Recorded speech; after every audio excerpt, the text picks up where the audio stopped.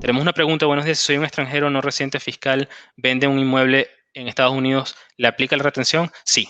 Y le aplica retención, lo que se llama, esta es una retención diferente a la que estamos hablando, pero le aplica FIRPTA, FIRPTA Withholding. Si le preguntas a cualquier realtor van a saber. Eh, y es una retención sobre la venta, que tiene unas reglas específicas, pero puede variar del 0 al 15% sobre el valor del precio de venta. Eso se puede reducir con un certificado, se hace un proceso con el IRS en el momento del cierre, pero siempre van a hacer la retención, no hay forma de evadirla. Entonces, si eso es algo que está pensando hacer, se puede poner en contacto con nosotros para que lo podamos ayudar a hacer ese certificado para reducir o eliminar la retención si las condiciones lo permiten. Uh-huh. Sí, es importante porque la gente confunde el hecho de que haya una retención en la fuente con el hecho de cuánto me toca pagar de impuestos. Entonces, eso es muy importante aclararlo.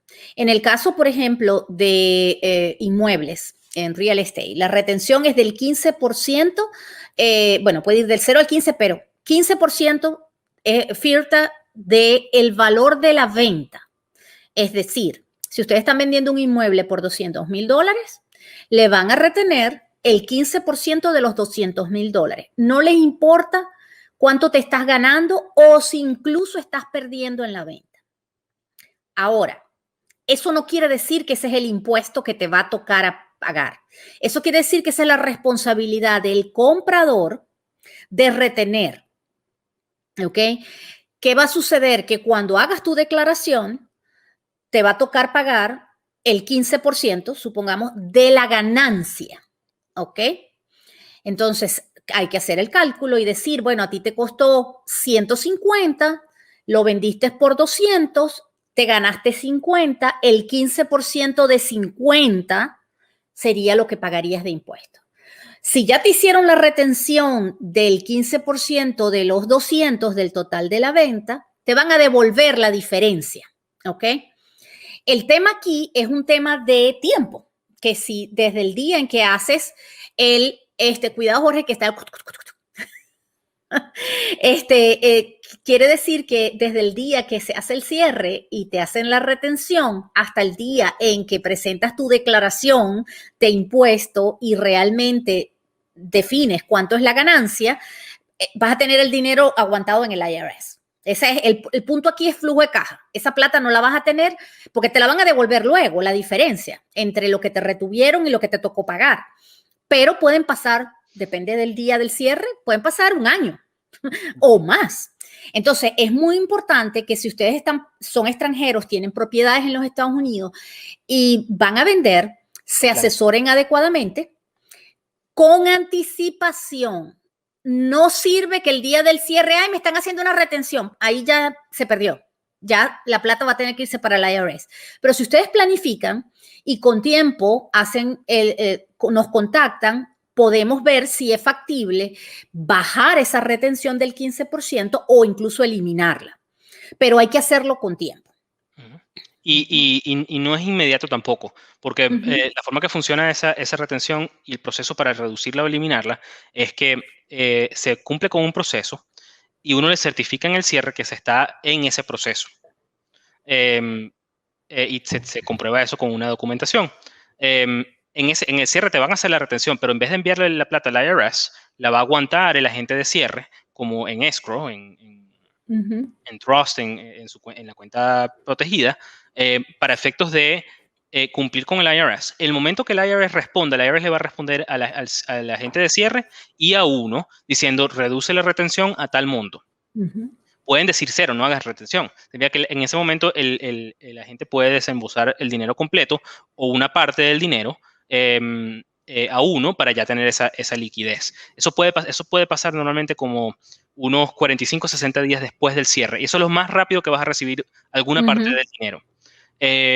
Porque la única otra forma de recibir el dinero es hacer una declaración de impuestos después de que el dinero se haya enviado para el IRS. Entonces, número uno, para poder hacer una declaración de impuestos, tienes que esperar hasta el cierre del año fiscal. Entonces, si el cierre pasa en enero, por ejemplo, tengo que esperar 12 meses para poder hacer una declaración de impuestos. Si pasa en septiembre, bueno, eso tengo que esperar de octubre, noviembre, diciembre, y la parte de enero del principio que no se puede presentar la declaración todavía, pero es mucho más rápido. Entonces, depende de cuándo van a hacer el cierre. Pero lo mejor que se puede hacer es planificar para que la retención no se tenga que ir para el IRS o que la porción mayor no se tenga que ir para el IRS. Porque siempre la retención del FIRPTA es mayor a la ganancia, al impuesto a pagar sobre la ganancia, porque te la hacen sobre la venta. Entonces, a menos que la ganancia sea muy, muy alta, muy grande. No hay forma. No hay forma que den los números. Entonces, pero sí hay que hacer los números exactos. Entonces, por ejemplo, si la propiedad estaba alquilada y se ha tomado depreciación, eso nos afecta el valor de la venta para efectos de calcular el pago de impuestos. Entonces, eso todo hay que tomarlo en cuenta en el momento de presentarle al IRS y decirle, autoriza que reduzcan la retención, y se le presenta toda la información con los documentos de si le hiciste mejora con recibos, te van a pedir todos los recibos, etcétera,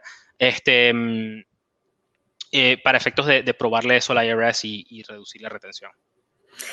Sí, una pregunta que también surge mucho es que eso que decía sobre la depreciación, que mucha gente no sabe que si tiene una propiedad en Estados Unidos, aunque no sean residentes fiscales, aunque no vivan en Estados Unidos, si la tienen arrendada, tienen la obligación de hacer una declaración de impuestos sobre la renta en los Estados Unidos por ese ingreso de esos alquileres, indistintamente de que les dé ganancia o no. Porque dice, no, es que no me da ganancia, no importa. No es relevante si te da al final ganancia o no. Es obligatorio que hagas una declaración de impuesto por los ingresos que estás percibiendo por esa propiedad que tienes arrendada en los Estados Unidos. Así no vivas en los Estados Unidos, ¿ok? No importa. Si tienes ingresos, como en este caso un ingreso por renta, que es gravable, tienes la obligación de hacer una declaración como no residente de los Estados Unidos y aunque no te toque pagar, tienes la obligación de hacerlo y vas a tener que tomar la depreciación, en fin, vas a tener que hacer el proceso que te toque hacer. Y eso es muy importante porque el día que vayas a vender empiezan los problemas. Sí. ¿Ok? Sí, entonces es muy importante que tomen en cuenta ese tema de si tienen una propiedad alquilada en los Estados Unidos o si usted es realtor y tiene clientes extranjeros, que les recuerde que tienen la obligación, si están arrendadas esas propiedades, de reportar y hacer una declaración de impuesto como no residente en los Estados Unidos. Sí. Y otro punto con esto de FIRPTA que hemos visto, es cuando el agente de cierre, el realtor o el abogado de cierre incluso, creen que saben de FIRPTA, pero no lo hacen todos los días. Hemos visto las megas complicaciones para después poder cobrar el dinero. Personas que han pasado después años intentando de cobrar el dinero, porque está metido en la burocracia del IRS. Entonces es sumamente importante que esto se haga con tiempo, con profesionales que lo sepan hacer, que los puedan representar y hacer las llamadas adecuadas al IRS, para que no tenga problemas a largo plazo y que te quede todo documentado de que se envió, cuando se envió, los certificados de que lo recibió el IRS, todo, porque si después hay un problema para cobrarlo, toda esa información va a ser necesaria para poder ubicar esos fondos y poder reclamarlos. Sí, hemos visto problemones horribles. O sea, nosotros tuvimos un cliente que pasó como 2 años para poder recuperar más de $60,000 que le habían retenido y que les tenían que devolver. Y todo fue por un error cuando se hicieron los papeles, que hubo una equivocación, no se puso el número que era, bueno, un error. Pero eso enredó todo. Bueno, fue tanto que tuvimos que, o sea, para lograr que se resolviera, porque la persona cuando llega a nosotros ya habían intentado de todo, habían mandado 10,000 cartas al IRS, el abogado, todo el mundo había metido la mano. Entonces nosotros dijimos, o sea, vamos a ver, analizamos la situación y la manera en que en ese caso, por ejemplo, ese era un cangrejo, como llaman, porque estaba realmente complicado, logramos resolverlo utilizando un congresista. O sea, que el cliente fue al congresista de su área para pedirle que lo ayudara con la situación y se pudo aclarar finalmente. y le devolvieron su dinero. Pero imagínense, desde un punto de vista de una persona que tenga $60,000 en el IRS allí parado por dos años, o sea, es tremendo prejuicio.